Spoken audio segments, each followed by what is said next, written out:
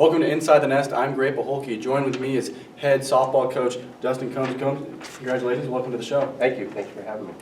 Game week, first one of the season. You're a spring sport, so it takes a little bit to get to that season. Yeah. How's the excitement level on the team right now? Yeah, it does take a long time to get to game day because we start just after the start of the school year. So the anticipation is real, and it's a grind through the fall, and then just getting back after the new year and really battling the elements and having to get practices outside sometimes in weather we would prefer not to be in. But I've felt that in the girls that there is a lot of anticipation, a lot of excitement. That's great. You head to Minnesota, which is typically not a softball area this early in the year. You're going to be playing inside for the Kelly Last Memorial Tournament. Why did you choose to go to this location? Well, the struggles with trying to play anything around the Midwest this time of year outside has created a lot of frustration over the years.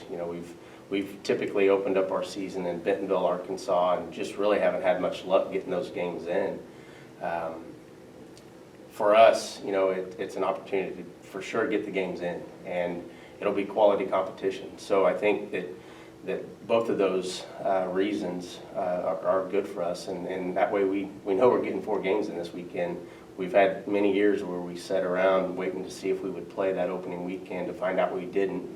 And that really kills that, like we talked about, the anticipation and the excitement. You have to start it all over again. So I felt like even though it's a dome that's put up over a football field, ground rules are much different. But I think for us it was for sure getting games in was the reason.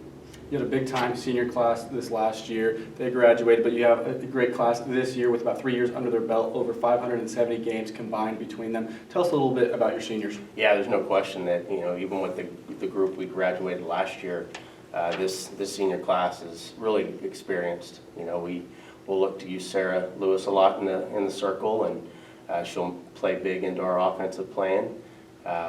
Lindsay Glenn is coming off of her best season ever, a year where she's really battled a lot of injuries over the course of her career, and to see her last year as a junior probably have her best season was encouraging.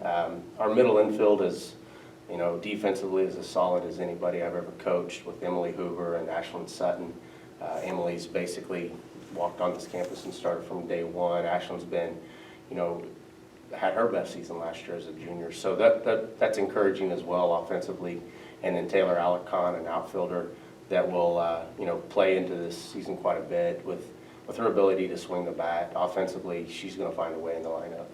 Talking a little bit about Lindsay Glenn, let's talk about her a little more. She was all GLVC performer a year ago, 333 batting average, had 12 doubles and 32 steals. How's her preseason looked, and then how do you expect her things to go this year? Well, she's shown signs of being able to maybe just work through the pain better than she has been, and she's always been so hard to read. She's not going to let us know that she's hurting, but if healthy, there's probably not a more dynamic kid on the field for either team.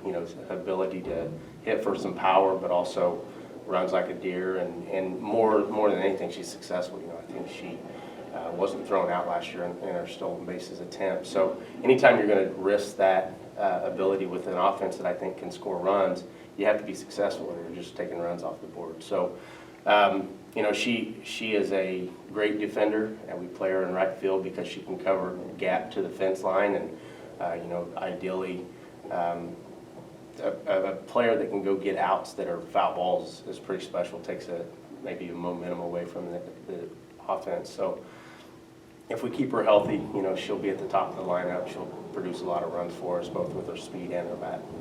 You talked a little bit about Sarah Lewis staying in the circle. You lost 2 talented pitchers last year in Madeline Greenstreet and Anna Biondo. Tell us a little bit about the younger staff of your pitching. Yeah, and they're going to be a big part of it because, as much as we will use Sarah, there's only so much we can go to her. So we've got 2 juniors with Kenzie Jones and Allie Manhart. Sophomores. And they got a little bit of experience last year as freshmen, enough to kind of get the idea of how competitive our conference is, and they've gotten better, so that's encouraging. They've gotten better, and they've understood that they're going to be used more now. The pressure wasn't really on them last year as being freshmen with the pitching staff that we had, And then Elias Santiago brings, as a freshman, brings something quite different than all three of those pitchers. So they complement each other well. They know we're going to have to use the staff and believe in a true staff mentality. And where Sarah will look, as our number one, the other three are very valuable. Great. Well, good luck this weekend. Thank you. The Cardinals open their 2020 season as they head up to St. Cloud, Minnesota to play in the Kelly Last Memorial Tournament. I'm Gray Paholke. This has been Inside the Nest. We'll see you next week.